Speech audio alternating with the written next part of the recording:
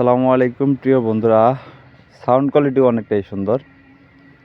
ট্রাফি 5900 DI power steering একটি tractor, 60 horse পাওয়ারের একটি ট্রাক্টর ইমার্জেন্সিভাবে বিক্রি করা হবে।